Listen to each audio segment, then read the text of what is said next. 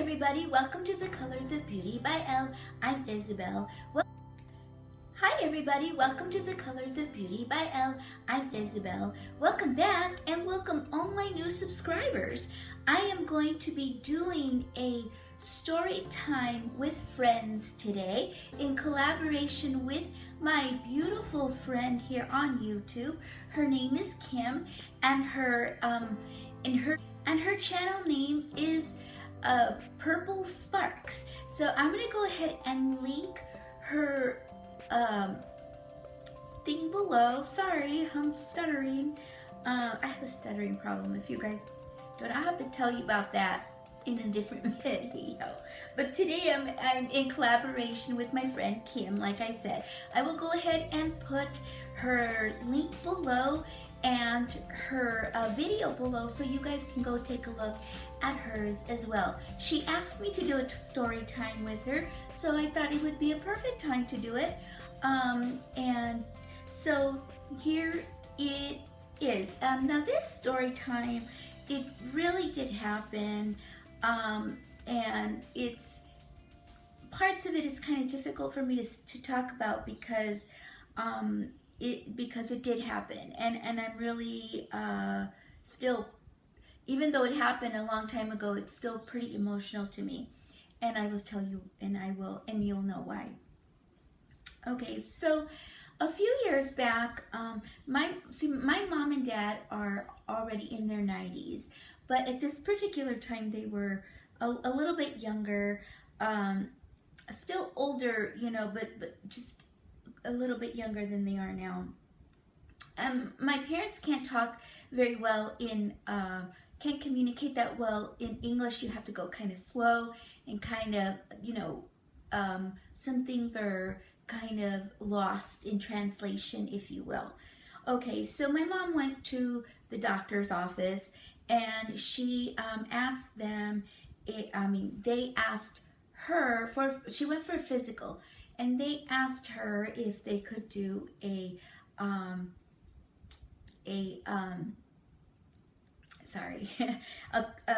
colonoscopy. At the time, my mother does not know. She didn't know what that was. Okay, so she's like, okay, she thought it was just all part of her going into, you know, doing her annual exam. And so they scheduled it, and my dad took her, and they told her to take a little pill just to kind of relax her, you know, but they didn't really tell her why or what the procedure consists of. And so she went in there with my father. My father at the time, he was starting to get a little bit more dementia at the time, you know, just forgetful, especially when he gets stressed out, he gets real forgetful. So anyways, he took my mother to this place to get her colonoscopy, and the person who did it didn't really ask her any questions or anything like that. And so they asked her if she was comfortable. She had no idea what they were going to do. You know, I mean, please don't judge. You know, sometimes the communication can be a barrier. You know, when you're older and she's from very old school and things like that. So anyways, so they didn't, the person who did it was not a physician. He was a assistant of some sort. So he did it, you know, went ahead and did that. And my mother has a lot of scarring in her, inside of her, because she's had different operations and things like that has scarred her. And when you have a lot of scarring in your colon, it gets thick and you have to be really careful because you could perforate it. Well, that's exactly what happened to my mom. You know, she was on the table and she told him to stop, and he's like, well, Mom, you know, for some reason he didn't And my mother was in a lot of pain at that time. So they asked her if she, so they sat her up and dressed her and stuff, and they told her, you have to go to the emergency room right away.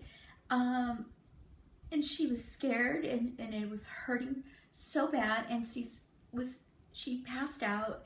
And so they went to go get my father. He went to go get the car, and he was in such a panic. I mean, he was just trying to find the car. And so he finally got the car, and he took my mother to the emergency room. Well, my mom was, at this point, my mother had already had a really big perforation in her colon tube. So the poisons were running already to her heart and to everywhere in her body. And it was very, very difficult time. I mean, there's a lot of things that happen in between, but anyways, everybody was contacted. And as soon as I found out, my husband and I ran. I mean, literally, we flew down that highway. We went to the hospital, and everybody was in the waiting room crying, and was like, thinking that, where's mom? I want to see my mom. And they said, you can't see her because she's in the intensive care unit, and they're working on her. And so, no, I says, I want to go see her. So they said, okay, well, only one at a time. I go, no, I need to have my husband come in with me, because I was so shaken up and I was crying. So I dried my tears. So they let both my husband and I in. And when I saw my mom, they had intubated her so that the machine could breathe for her. And I'm sorry. I know this was going to be a little bit difficult, but it has, anyways, when I saw her, she had the breathing tube, and her hands were tied, and I said, why are her hands tied? And they said because they didn't want her to pull on the tube. So I was like, okay. So I was like, Mom, I told her, I said, Mom, wake up. I said, Mommy, wake up.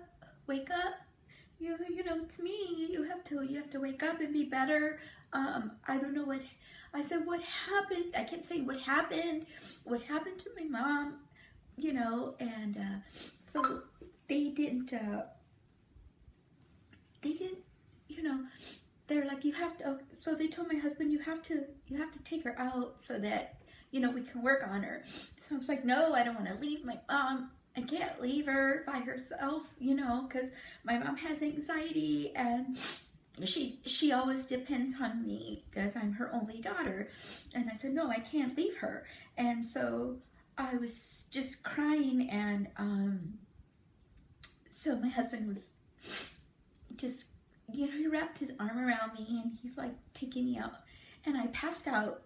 I think I passed out because of the, I don't know, I just was very scared and emotional and crying. Anyways, time passed, and she was still in the ICU. She was hooked up to all kinds of stuff. They had to do a bag for her, so that she can do her business, she had to have a colostomy bag. I'm sorry, I'm rambling. And anyways, so then I asked the doctor how, she was doing, and they're like, we don't know yet.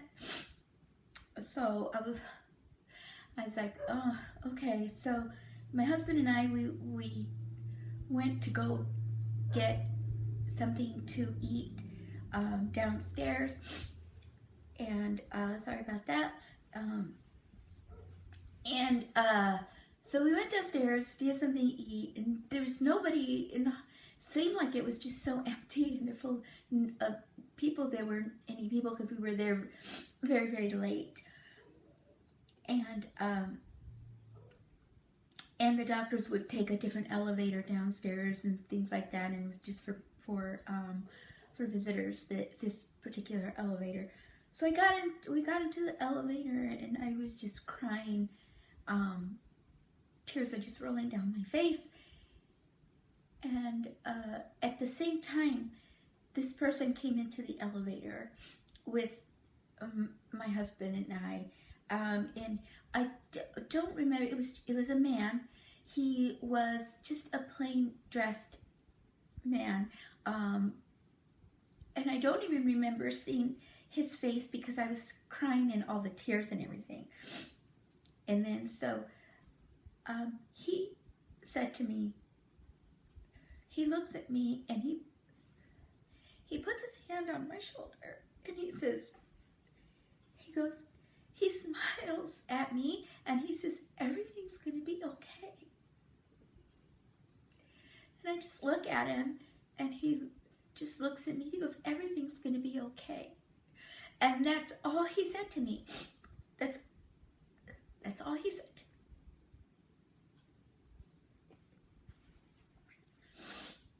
And so my husband and I just looked at each other. We got out of, so the elevator stopped and he got out, and I kind of followed him to thank him, you know, at the time, to thank him for his kind words. And I turned and I didn't see anybody. It was just a very long corridor with no no doors. It was just a really long hallway, and there was no doors, and we're the only elevator. And I look out this way and I look out that way, and my husband looks out, and I'm like, where did he go? Where did he go? You know, I wanted to thank him for his kind words and for being so nice. And I'm just like standing there, and I walk out of the elevator, my husband's holding it, and I'm looking. I was like, I don't know where he went.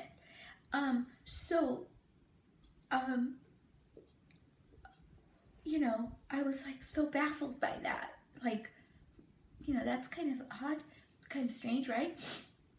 So then the next day, my mom, we went in to see her, and they had taken out the ventilator for my mom. She was breathing on her own.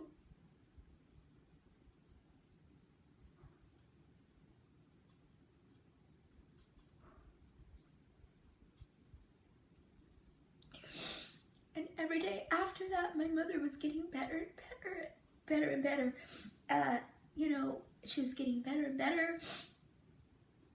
And I really honestly believe that that was an angel that came down to let me know that my mom was going to be okay. God had sent me an angel because I had been praying and praying and praying that the Lord would heal my mom and that I would have her, and that because I can't lose my mom, she's like my best friend, and we're very close, and her being and me being her only daughter, of course, we share a lot of stuff like makeup, and I love taking her to Sephora. Even today, when I pick her up, I take her to Sephora. She loves everything. I buy her whatever she wants. I don't care how much it costs. I just buy her whatever she wants because she's my mom. And I really do believe in angels. I really do. I praise the Lord and thank God every single day that He sent me that angel to let me know that things were going to be okay. I really honestly believe that the Lord sent him to me. So that being said, Do you guys believe in angels? I certainly do, because I still have my mom, and we're just a pair, she and I. When we go out, we have a lot of fun, and I push her around in her little, you know, her little, what is that called? The little wheelchair. And sometimes I let her go, you know, pretend she's like, hey. So anyways, you guys, that is my story time, and it is a real thing that happened to me. I promise. I'm not making it up. And I'm very, very happy that I have my mom still. She's, you know, in her 90s, and I just am so blessed.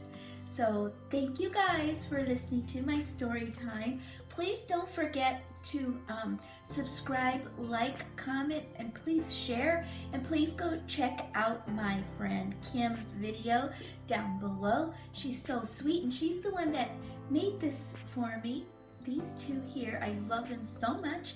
So, okay, you guys, I will talk to you in the next video and go and try to fix my makeup. Okay, I'll talk to you guys later. Have a beautiful, colorful day. Bye. Subscribe.